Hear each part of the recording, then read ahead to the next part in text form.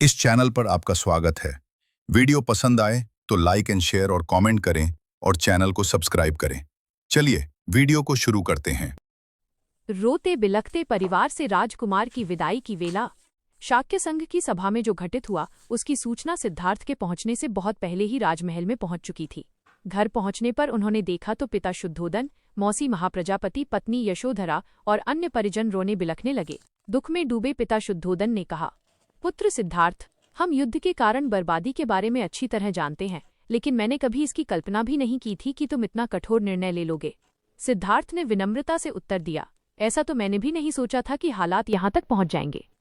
मुझे उम्मीद थी कि शाक्य राज के हित में मेरे तर्कों से राज्य संघ राजी हो जाएगा, लेकिन दुर्भाग्य से सेना के अधिकारियों ने लोगों को इतना अधिक उकसा दिया कि मेरी बातों का उन पर कोई असर नहीं पड़ा।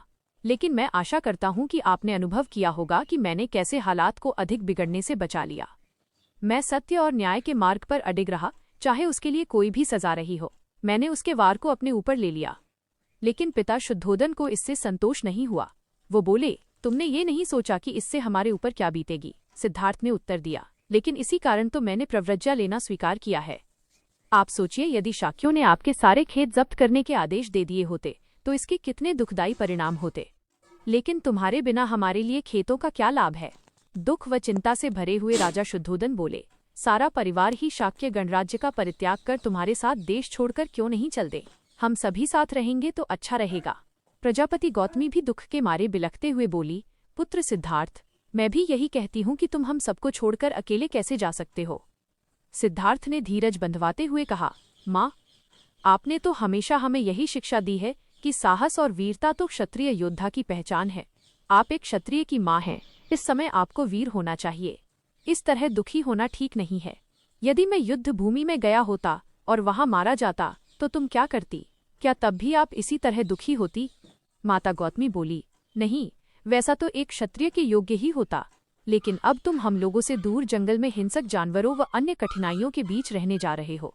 ऐसे में हम यहाँ सुखी कैसे रह सकते हैं? इसलिए मैं कहती हूँ कि तुम हमें भी अपने साथ ले चलो।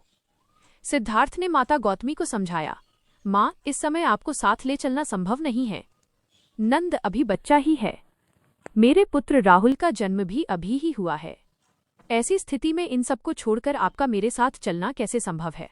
माता गौतमी को संतोष नहीं हुआ।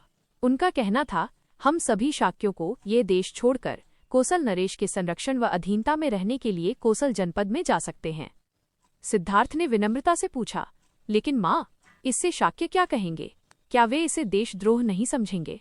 इसके अलावा मैंने उन्हें वचन दिया है कि मैं वचन या कर्म से ऐसी बात न कहूंगा और न करूंगा कि जिससे कोसल नरेश को मेरी प्रव्रज्या का सही कारण मालूम हो सके। अतः मुझे अकेले ही गृह त्याग कर वनों में रहना होगा।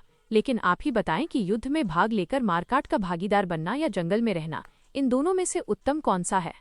इसी बीच राजा शुद्धोदन ने सवाल किया, लेकिन इतनी जल्दी भी क्या है? शाक्य संघ ने अभी कुछ समय के लिए युद्ध शुरू करना रोक दिया है। अब हो सकता है कि दोनों के बीच युद्ध कभी छिड़े ही नहीं। तुम अपनी प्रव्रज्या भी क्यों नहीं स्थगित कर देते? हो सकता है कि तुम्हारे यहीं रहने से शाक्य संघ भी बाद में इसकी अनुमति दे देवे। सिद्धार्थ को ऐसा करना उचित नहीं लगा, इसलिए उन्होंने कहा, क्योंकि मैंने गृहत्याग का वचन दिया है, इसीलिए शाक्य संघ ने शाक्यों ने फिलहाल युद्ध का फैसला रोक दिया है। यह भी हो सकता है कि मेरे प्रव्रज्या लेने के बाद शाक्य संघ युद्ध की घोषणा वापस ले लें, लेकिन ये सारा मेरे प्रव्रज्या ग्रहण करने पर निर्भर करता है। मैंने वचन दिया है, अतः इसे जरूर पूरा करना चाहिए।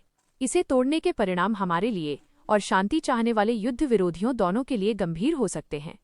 माँ, मैंने जो मार्ग चुना है अब उसे रोकने से कोई लाभ नहीं।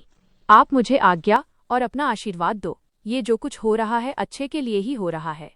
सिद्धार्थ का अटल निर्णय सुनकर दुखी व निराश प्रजापति गौतमी और राजा शुद्धोदन आगे कुछ नहीं बोले। थोड़ी देर बाद वे सिद्धार्थ के कक्ष में गए। उन्हें समझ में नहीं आ रहा था कि यशोधरा को वे क्या और कैसे कहें। सिद्धार्थ अपने कक्ष में खड़े हो गए। यशोधरा भी अपना मौन तोड़ते हुए बोली, कपिलवस्तु में शाक्य संघ की सभा में जो कुछ भी हुआ वो मैं सब सुन चुकी हूँ। सिद्धार्थ ने पूछा, यशोधरा, मेरे प्रव्रजित होने के फैसले पर तुम क्या सोचती हो? अपने चित्त को शांत, स्थिर और भावनाओं पर पूरी तरह से संयम रखते हुए यशोधरा ने उत्तर दिया, यदि मैं आपकी जगह होती तो मैं भी यही फैसला करती। मैं भी इस युद्ध के खिलाफ ही होती, पक्ष में कतई नहीं। अतः आपका फैसला सही है, शाक्य राज्य के हित में है, मानवता के हित में है। मेरी भी आपके साथ चलने की प्रबल इच्छा है, लेकिन पुत्र राहुल अभी बहुत छोटा है, उसका पालन पोषण करना है। अच्छा होता शाक्य संघ आपकी तर्कपूर्ण व हितकारी बातों को समझकर निर्णय करता, लेकिन ऐसा नहीं हो पाया। अब जो भी संकट सामने आया है उसका धैर्य, शांति व साहस से सामना करना है। आप अपने माता पिता और पुत्र की बिल्कुल चिंता मत करना। मैं जब तक जीऊंगी उनकी पूरी देखभाल करूंगी। अब मैं चाहती हूँ और मेरी विनती भी है कि जब आप अपने घर, परिवार, रिश्तेदारों आदि को छोड़कर प्रव्रजित होने जा रहे हो तो आप किसी ऐसे मार्ग की खोज करना जो संपूर्ण मानवता के लिए कल्याणकारी हो, सुख शांति का मार्ग हो। सिद्धार्थ यशोधरा के धीर और साहसपूर्ण विचारों से बहुत प्रभावित हुए। इससे पहले ऐसा संकट कभी आया ही नहीं था, लेकिन सिद्धार्थ ने आज जाना कि यशोधरा इतनी अधिक दृढ़, वीर, बहादुर और उदार व मैत्री भावों से भरी है। ये सुखद संयोग था कि उन्हें यशोधरा जैसी पत्नी मिली थी, लेकिन आज समय ने दोनों को अलग कर दिया। सिद्धार्थ ने अपने पुत्र राहुल को लाने के लिए कहा। उन्होंने राहुल पर स्नेह व वात्सल्य भरी नजर से देखा।